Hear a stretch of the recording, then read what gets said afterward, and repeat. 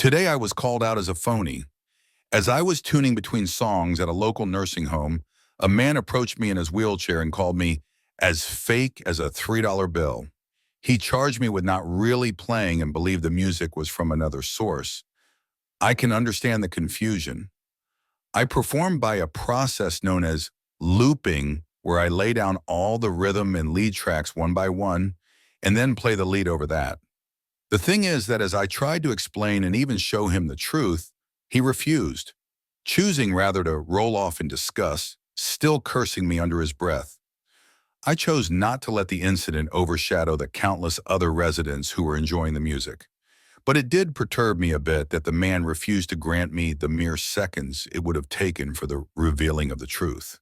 There are many parallels to be drawn from this encounter.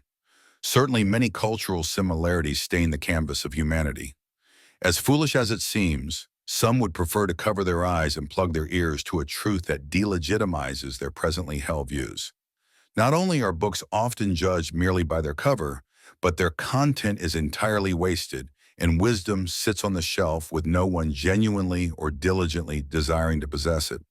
We can certainly find no shortage of people to point such an accusatory finger at. However, I'm sure we've all qualified as such a target at one point or another. Ego may be the greatest enemy to the one who lets it blind them from truth. How then must it be for the living God to watch so much of his creation respond in such a way, as he desires that all would come to repentance?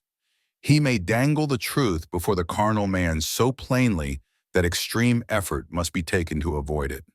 Some have deemed it as complacency, yet I submit that it is not complacency for a great many, but rather a willful evasion of the abundant road markers of truth placed in the path of the wayward. May our prayer be to have open eyes and ears sensitized and inclined to Abba's voice of discernment, and may our most earnest prayers be that the eyes and ears of the lost would be opened, and they thereby snatched from the merciless jaws of damnation. Not a one of us has authored truth, nor do any of us hold the power to amend it. The sovereign God alone has dominion in all things.